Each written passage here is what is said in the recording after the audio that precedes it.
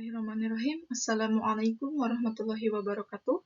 Yang terhormat Rektor Universitas Winaya Mukti Bapak Dr. Haji Deden Komar Priyatna SDSIP MMCHRA. Yang terhormat Dekan Fakultas Ekonomi dan Bisnis Ibu Dr. Haja Wina Ruswina SEMM CPM. Yang terhormat Wakil Dekan Fakultas Ekonomi dan Bisnis Ibu Mariana Lucy SEMM.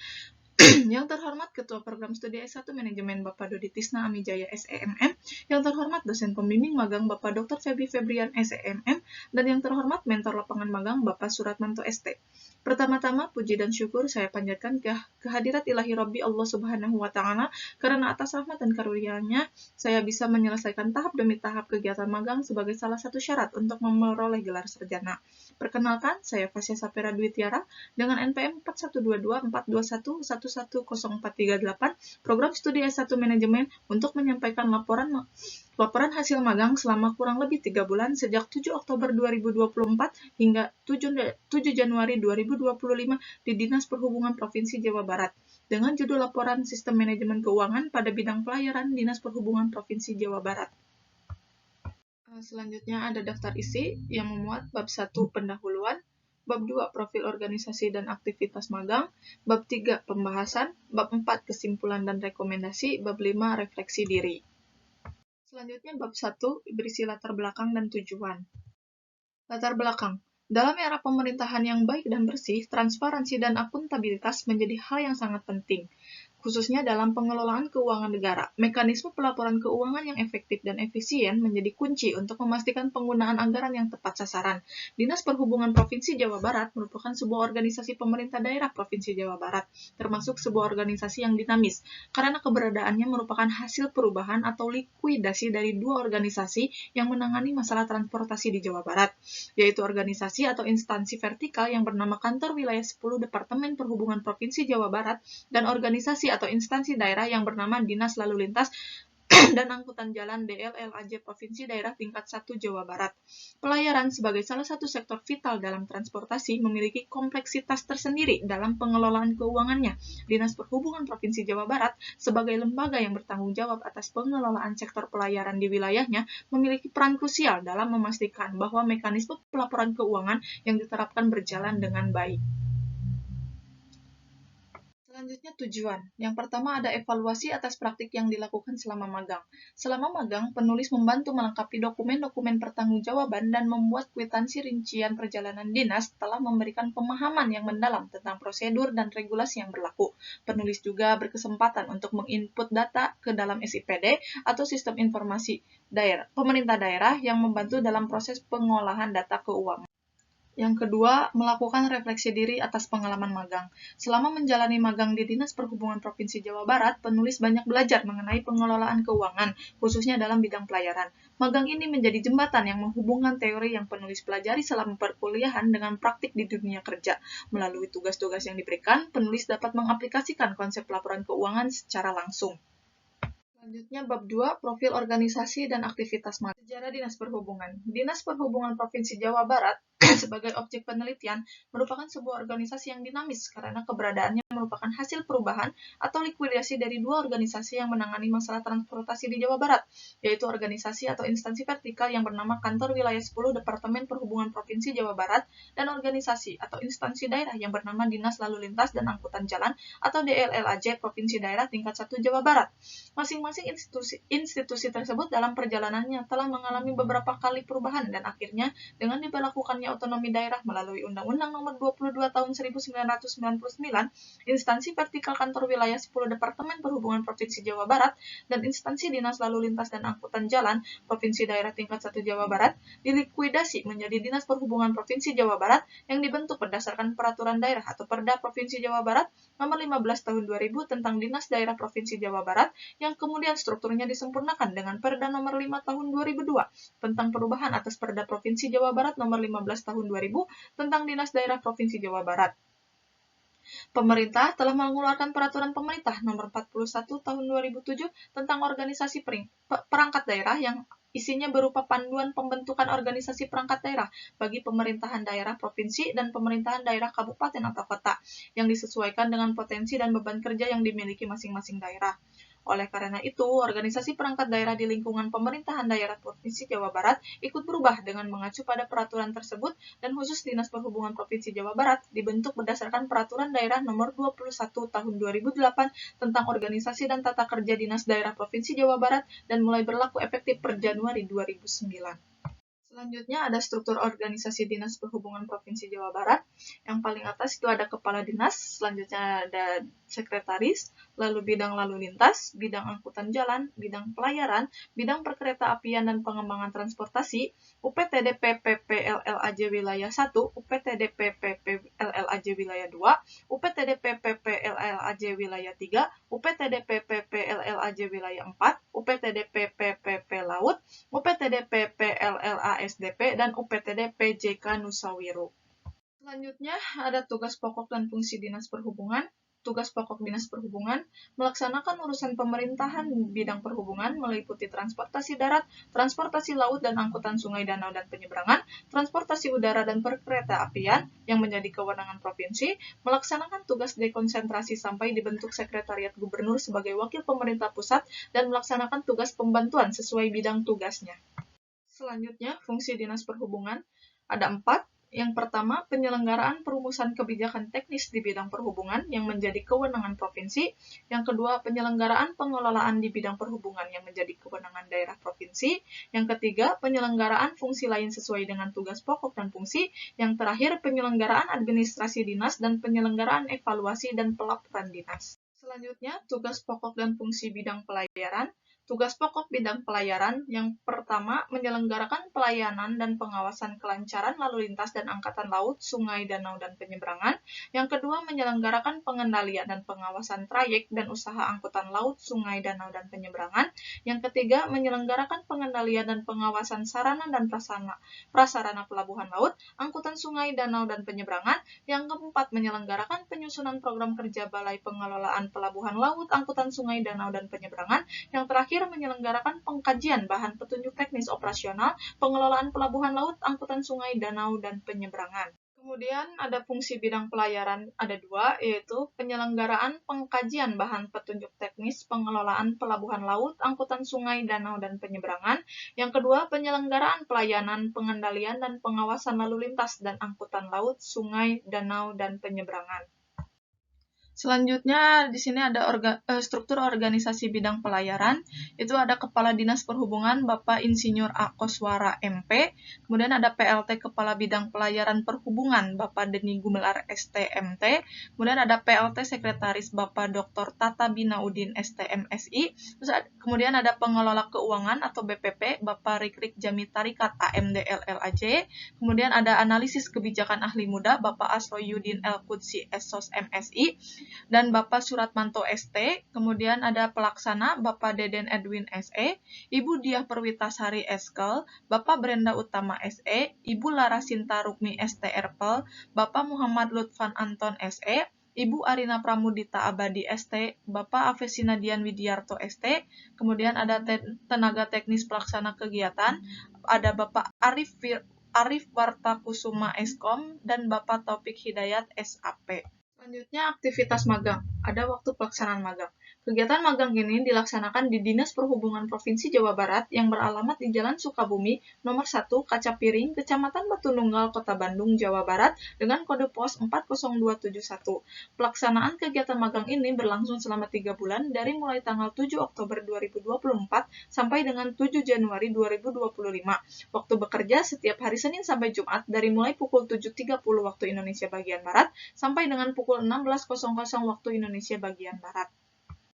Kemudian ada bentuk kegiatan magang. Yang pertama, kegiatan yang penulis lakukan yaitu membantu menyiapkan dokumen hasil pelaksanaan kegiatan, lalu menyusunnya ke dalam SPJ atau surat pertanggungjawaban, kemudian mensortir dokumen-dokumen yang sudah tidak digunakan, memisahkan antara dokumen yang terdapat anggaran dengan yang biasa, kemudian dokumen yang terdapat anggaran dimusnahkan menggunakan mesin penghacur kertas. Kegiatan yang dilakukan yaitu penginputan TBP atau tanda bukti pembayaran pada aplikasi SIPD, menginput LPJ atau laporan pertanggungjawaban pada aplikasi SIPD, dan membuat kwitansi rincian perjalanan dinas pada Microsoft Excel. Kemudian ada rapat bersama tenaga teknis terkait Waduk Jangari, Kabupaten Cianjur, Jawa Barat. Selanjutnya ada bab 3, landasan teori dan analisis. Landasan teori. Yang pertama, pengertian manajemen. Secara terminologis, ada bermacam-macam definisi tentang manajemen, tergantung dari sudut pandang, keyakinan, dan komprehensif dari para pendefinisi. Menurut Husaini dan Fitria 2019, manajemen berasal dari kata to manage, yang artinya mengatur. Pengaturan dilakukan melalui proses dan diatur berdasarkan urutan dari fungsi-fungsi manajemen itu. Jadi, manajemen itu merupakan suatu proses untuk mewujudkan tujuan yang diinginkan. Dalam perspektif lebih luas, manajemen adalah suatu proses pengaturan dan pemanfaatan sumber daya yang dimiliki organisasi melalui kerjasama para anggota untuk mencapai tujuan organisasi secara efektif dan efisien. Berarti, manajemen merupakan perilaku anggota dalam suatu organisasi untuk mencapai tujuannya. Dengan kata lain, organisasi adalah wadah bagi operasionalisasi manajemen, menurut Syafarudin tahun 2015. Manajemen sebagai sebuah istilah yang sering dipakai dalam dunia bisnis pada dasarnya juga dipakai untuk semua tipe kegiatan yang di organisasi dan dalam semua tipe organisasi. Dalam prakteknya, manajemen dibutuhkan di mana saja orang bekerja bersama atau organisasi untuk mencapai suatu tujuan bersama. Selanjutnya ada fungsi manajemen. Fungsi manajemen ada 5. Yang pertama, perencanaan atau planning. Perencanaan penting untuk menentukan secara keseluruhan tujuan perusahaan dan upaya untuk memenuhi tujuan tersebut. Tanpa perencanaan tepat, perusahaan atau instansi yang sedang berkembang dapat membuat operasi perusahaan tidak berjalan sesuai dengan jalurnya. Yang kedua ada pengorganisasian atau organizing. Dengan pengorganisasian dapat membagi kegiatan besar menjadi beberapa kegiatan kecil atau serangkaian kegiatan. Pengorganisasian secara lebih gampang dapat dilaksanakan dengan menentukan apa tugas yang dikerjakan dan bagaimana harus dikerjakan. Hal ini bertujuan untuk mencapai tujuan perusahaan melalui proses yang lebih terstruktur. Yang ketiga ada penempatan atau staffing. Mirip dengan organizing, namun penggunaannya lebih luas. Bila organizing telah memperhatikan manajemen SDM, maka staffing lebih memperhatikan sumber daya secara umum. Beberapa sumber daya tersebut diantaranya peralatan, perlengkapan, dan inventaris yang ada pada perusahaan. Yang keempat, pengarahan atau directing sebagai suatu tindakan yang mengupayakan agar setiap bisnis atau kelompok mampu mencapai sasaran dan target sesuai prosedur manajerial yang sudah direncanakan. Seorang manajer akan melakukan pengarahan jikalau terjadi masalah yang dikerjakan tidak sesuai dengan yang direncanakan. Yang terakhir atau yang kelima, pengawasan atau controlling. Melakukan evaluasi secara menyeluruh terhadap kinerja sumber daya perusahaan, manajer secara aktif akan melakukan pengawasan terhadap sumber daya yang telah diorganisasi sebelumnya dan memastikan apa yang dikerjakan sesuai dengan yang direncanakan.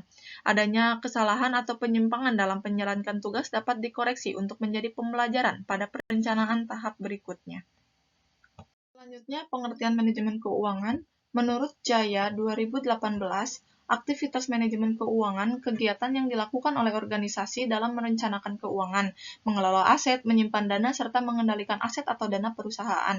Berdasarkan fungsinya, manajemen keuangan merupakan kegiatan mengelola keuangan yang dimulai dari perencanaan sampai pada pengendalian aset.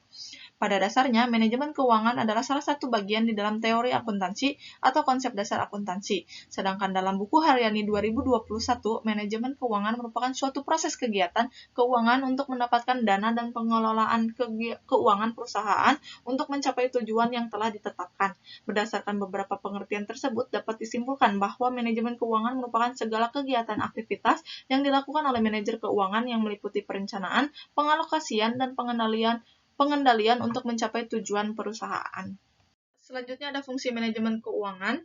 Berdasarkan konsep dan pengertian manajemen keuangan yang sudah dipaparkan dalam buku Haryani 2021, terdapat 3 fungsi manajemen keuangan, yaitu yang pertama, keputusan investasi, merupakan keputusan yang terkait dalam mengalokasikan dana tertentu dalam jenis investasi tertentu untuk menghasilkan keuntungan atau pengembalian di masa yang akan datang. Yang kedua, keputusan pendanaan, merupakan keputusan menyangkut tentang bentuk dan komposisi pendanaan atau terkait dengan struktur modal yang akan digunakan perusahaan. Yang terakhir, yang ketiga, kebijakan dividen, merupakan kebijakan untuk menentukan besarnya laba yang diperoleh perusahaan yang akan dibayarkan dalam bentuk dividen atau diinvestasikan kembali dalam aset operasi dan penjagaan stabilitas dividen dari waktu ke waktu. Selanjutnya, tujuan manajemen keuangan ada 5. Yang pertama, memaksimalkan keuntungan. Yang kedua, untuk pengawasan. Yang ketiga, untuk menjaga arus kas perusahaan. Yang ketiga, untuk mengurangi resiko. Dan yang terakhir, untuk pengembalian dana pemegang saham. Selanjutnya, prinsip manajemen keuangan ada 7. Yang pertama, keseimbangan antara pengembalian dan resiko.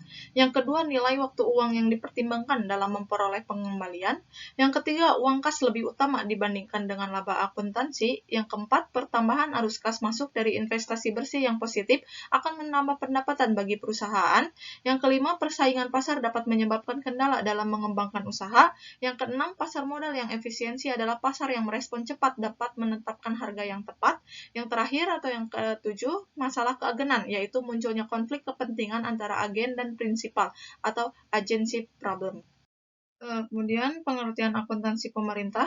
Menurut Sinurat 2023, Standar Akuntansi Pemerintah atau SAP merupakan prinsip-prinsip akuntansi yang diterapkan dalam tindak penyusunan dan penyajian laporan keuangan pemerintah.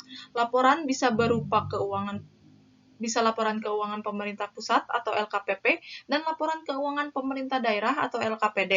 Akuntansi dasar merupakan faktor lainnya standar akuntansi pemerintah atau SAP. Maka dari itu perlu dipahami bahwa adanya pencatatan akuntansi yang baik akan memudahkan pengolahan dan pelaporan bagi keperluan pemerintah maupun dalam membantu UKM dalam merapikan pembukuan bisnisnya. Standar akuntansi pemerintahan atau SAP merupakan standar yang digunakan oleh pemerintah dalam menyusun laporan keuangan yang disusun oleh Komite Standar Akuntansi Pemerintahan atau KSAP. Pengertian sistem akuntansi pemerintahan berdasarkan PMK PP 71 tahun 2010, pasal 1 adalah rangkaian sistematik dari prosedur, penyelenggara, peralatan, dan elemen lain untuk mewujudkan fungsi akuntansi sejak analisis transaksi sampai dengan pelaporan keuangan di lingkungan organisasi pemerintah. Selanjutnya ada karakteristik akuntansi pemerintahan, ada 2, yaitu penggunaan dana dan peranan anggaran. Yang pertama, penggunaan dana. Dana dalam akuntansi pemerintahan bukan merupakan jumlah aktiva yang disisihkan untuk tujuan tertentu, melainkan merupakan suatu kesatuan akuntansi dan fiskal yang memiliki seperangkat akun yang berimbang sendiri untuk mencatat kas dan sumber keuangan lain bersama-sama dengan utang dan saldo ekuitas serta perubahan-perubahan yang terjadi untuk mencapai tujuan tertentu sesuai dengan peraturan perundang-undangan dan batasan-batasan lain. Yang kedua, peranan anggaran. Anggaran pada akuntansi pemerintah ditujukan untuk perencanaan dan pengawasan aktivitas yang dilakukan. Satu hal yang membedakan antara anggaran dalam organisasi pemerintah dengan organisasi komersial adalah terletak pada perencanaannya. Selanjutnya ada tujuan akuntansi pemerintahan, ada 3, yaitu yang pertama pertanggungjawaban atau accountability and stewardship. Tujuan pertanggungjawaban atau accountability and stewardship adalah memberikan informasi keuangan yang lengkap, cermat dalam bentuk dan waktu yang tepat yang berguna bagi pihak yang bertanggung jawab terhadap operasi unit-unit pemerintahan. Lebih lanjut, tujuan pertanggungjawaban ini mewajibkan setiap orang atau badan yang mengelola keuangan negara memberikan pertanggungjawaban atau perhitungan. Yang kedua, manajerial. Tujuan manajerial berarti bahwa akuntansi pemerintahan harus menyediakan informasi keuangan yang diperlukan untuk perencanaan, penganggaran, pelaksanaan, pemantauan, pengendalian anggaran, perumusan kebijakan, pengambilan keputusan, dan penilaian kinerja pemerintah. Yang terakhir, pengawasan. Tujuan pengawasan memiliki arti bahwa akuntansi pemerintah harus memungkinkan terselenggaranya pemeriksaan oleh aparat pengawasan fungsional secara efektif dan efisien. Pengertian laporan keuangan. Berdasarkan Peraturan Pemerintah Nomor 24 Tahun 2005 tentang Standar Akuntansi Pemerintahan, bahwa laporan keuangan merupakan laporan terstruktur mengenai posisi keuangan dan transaksi-transaksi yang dilakukan oleh suatu entitas pelaporan. Entitas pelaporan dalam pemerintahan adalah unit pemerintahan yang terdiri dari satu atau lebih entitas akuntansi yang menurut ketentuan perundang-undangan wajib menyampaikan laporan pertanggungjawaban berupa laporan keuangan. Peraturan Menteri Dalam Negeri Nomor 13 Tahun 2006 Pasal 1 ayat 6 yang dimaksud laporan keuangan daerah adalah semua hak dan kewajiban dalam rangka penyelenggaraan pemerintah daerah yang dapat dinilai dengan uang termasuk di dalamnya segala bentuk kekayaan yang berhubungan dengan hak dan kewajiban daerah tersebut. Pengertian laporan keuangan menurut standar akuntansi keuangan yang terdapat dalam Jurnal Karya Yuniarsino tahun 2020, laporan keuangan merupakan bagian dari proses pelaporan keuangan. Laporan keuangan yang lengkap biasanya meliputi neraca, laporan perubahan posisi keuangan yang dapat disajikan dalam berbagai cara seperti misal sebagai laporan arus kas atau laporan arus dana. Catatan juga termasuk schedule dan informasi tambahan yang berkaitan dengan laporan tersebut, misal informasi keuangan segmen industri dan geografi serta pengungkapan pengaruh perubahan harga. Kemudian tujuan laporan keuangan ada 5. Yang pertama, memberikan informasi yang terpercaya tentang sumber daya ekonomi dan kewajiban perusahaan. Yang kedua, memberikan informasi yang terpercaya tentang sumber kekayaan bersih yang berasal dari kegiatan usaha dalam mencari laba. Yang ketiga, memungkinkan untuk menaksir potensi perusahaan dalam menghasilkan laba. Yang keempat, memberikan informasi yang diperlukan lainnya tentang perubahan aset dan kewajiban. Yang terakhir, yang kelima, mengungkapkan informasi relevan lainnya yang dibutuhkan oleh para pemakai laporan. Selanjutnya ada analisis. Dalam pelaksanaannya, sistem manajemen keuangan pada bidang pelayaran Dinas Perhubungan Provinsi Jawa Barat sudah sesuai dengan standar akuntansi pemerintahan yang berlaku. Namun, penyusunan laporan keuangan oleh Bendahara Pengeluaran Pembantu atau BPP seringkali menghadapi berbagai kendala yang dapat mempengaruhi kelancaran dan akurasi laporan yang disusun. Salah satu kendala utama yang sering dihadapi adalah kesulitan dalam pengumpulan data, di mana data yang diperlukan seperti bukti transaksi, faktur, atau kwitansi pengeluaran seringkali sulit ditemukan atau tidak lengkap. Hal ini dapat menyebabkan keterlambatan dalam penyusunan laporan dan berpotensi menimbulkan kesalahan akibat data yang tidak akurat. Selain itu, kesalahan dalam pencatatan transaksi juga sering terjadi, baik karena faktor kesalahan manusia maupun sistem yang tidak memadai, yang pada akhirnya menyebabkan ketidaksesuaian dalam laporan keuangan. Ketidaksesuaian ini bisa berimbas pada pengambilan keputusan yang salah terkait anggaran atau pengelolaan dana. Selain itu, masalah dalam pengelolaan bukti transaksi juga menjadi kendala, di mana banyak bukti transaksi yang hilang atau tidak tersimpan dengan rapi, seperti kwitansi atau faktur yang rusak atau hilang. Hal ini tentu saja berdampak pada kelengkapan laporan keuangan, yang bisa merugikan saat dilakukan audit atau pemeriksaan. Ketidakpastian dan perubahan peraturan yang sering terjadi juga menyulitkan BPP dalam menyusun laporan keuangan yang sesuai dengan peraturan yang berlaku. Perubahan tersebut memerlukan upaya lebih untuk memastikan laporan keuangan disusun dengan benar, menghindari risiko ketidakpatuhan yang dapat muncul jika perubahan peraturan tidak dipantau dengan cermat. Selanjutnya, bab 4, kesimpulan dan rekomendasi. Kesimpulan, sistem manajemen keuangan pada bidang pelayaran Dinas Perhubungan Provinsi Jawa Barat oleh Bendahara Pengeluaran Pembantu atau BPP merupakan proses yang sistematis dan terstruktur, dimulai dari tahap penyusunan laporan keuangan hingga pertanggungjawaban penggunaan dana. Proses ini mencakup pengumpulan dokumen pendukung seperti SPT, SPJ, dan bukti transaksi lainnya, yang kemudian dicatat dalam sistem pencatatan transaksi keuangan sesuai dengan periode pelaporan yang telah ditentukan. Dalam pelaksanaannya, BPP menggunakan Sistem Informasi Pemerintahan Daerah Republik Indonesia atau SIPDRI untuk mengelola dan memantau laporan keuangan secara digital. BPP bertanggung jawab menyusun berbagai jenis laporan keuangan mulai dari laporan penerimaan kas, pengeluaran kas, rincian pengeluaran, hingga laporan pertanggungjawaban. Setiap tahapan pencairan atau penggunaan dana harus melalui proses verifikasi yang ketat, mulai dari perencanaan anggaran, pengajuan permintaan pencairan, hingga evaluasi penggunaan dana. Meskipun demikian, dalam pelaksanaan tugasnya, BPP menghadapi beberapa kendala seperti kesulitan dalam pengumpulan data, perubahan peraturan yang dinamis, keterbatasan waktu, serta masalah dalam pengelolaan bukti transaksi. Selanjutnya ada saran. Yang pertama, bagi bidang pelayaran Dinas Perhubungan Provinsi Jawa Barat. Untuk mengatasi berbagai kendala yang dihadapi Bendahara Pengeluaran Pembantu atau BPP bidang pelayaran Dinas Perhubungan Provinsi Jawa Barat dalam pengumpulan dan pengelolaan data keuangan, perlu diimplementasikan sistem manajemen dokumen digital yang memudahkan akses dan pengelolaan bukti transaksi, serta penerapan sistem pelaporan otomatis untuk meminimalkan risiko kehilangan data. Kesalahan pencatatan transaksi dapat diminimalkan dengan mengadopsi Sistem Informasi Keuangan atau SIK terintegrasi dan melakukan audit internal secara rutin. Sementara penyusunan dan sosialisasi SOP yang jelas akan membantu staf dalam menjalankan prosedur yang tepat. Untuk mengatasi masalah hilangnya atau rusaknya bukti transaksi, instansi harus menerapkan sistem penyimpanan digital yang terintegrasi dengan dokumen manajemen sistem atau DMS, serta memastikan dokumen fisik disimpan dengan aman. Dalam menghadapi ketidakpastian dan perubahan peraturan, instansi perlu menunjuk tim khusus untuk memantau kebijakan internal dan bekerja sama dengan konsultan eksternal, serta melaksanakan pelatihan berkala bagi staf keuangan agar tetap memahami dan menerapkan regulasi terbaru sambil memastikan sistem informasi keuangan dan prosedur internal diperbarui secara berkala. Yang kedua, bagi Universitas Winaya Mukti, diharapkan universitas dapat terus memperkuat hubungan kerjasama dengan Dinas Perhubungan Provinsi Jawa Barat, khususnya dalam program magang bagi mahasiswa semester akhir.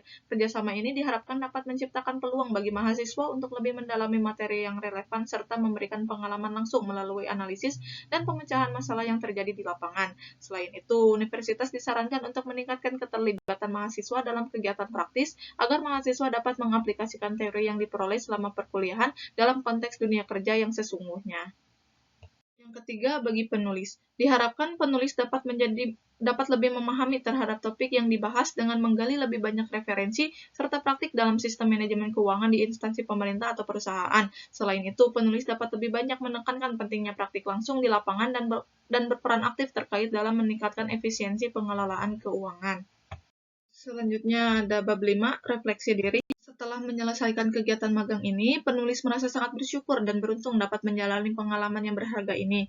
Magang ini tidak hanya memberikan penulis wawasan praktis tentang dunia kerja, tetapi juga membantu mengenali diri lebih baik dan mengembangkan keterampilan yang akan berguna di masa depan. Selain itu, magang ini juga membantu penulis dalam mengembangkan soft skill yang penting seperti komunikasi, manajemen waktu, dan pemecahan masalah. Penulis berinteraksi dengan berbagai profesional yang memiliki latar belakang dan pengalaman berbeda, yang membuat lebih terbuka terhadap ide-ide baru dan perspektif yang berbeda. Kegiatan magang ini juga membuat penulis lebih menyadari tentang tujuan karir ke depan. Penulis menyadari bahwa belajar tidak berhenti di sini, penulis harus terus mengasah keterampilan dan memperdalam pengetahuan untuk siap memasuki dunia kerja yang kompetitif. Sebagai penutup, pengalaman magang ini telah memberikan banyak pelajaran berharga yang akan penulis bawa ke dalam perjalanan karir. Penulis berharap dapat menerapkan semua pengetahuan dan keterampilan yang telah dipelajari, dan penulis sangat menantikan kesempatan untuk berkontribusi di dunia profesional. Sekian yang dapat saya sampaikan mengenai laporan hasil magang yang telah saya jalani di Dinas Perhubungan Provinsi Jawa Barat, lebih tepatnya pada bidang pelayaran. Mohon maaf atas segala kekurangan dalam hal penyampaiannya. Wabillahi taufiq wal hidayah. Wassalamualaikum warahmatullahi wabarakatuh.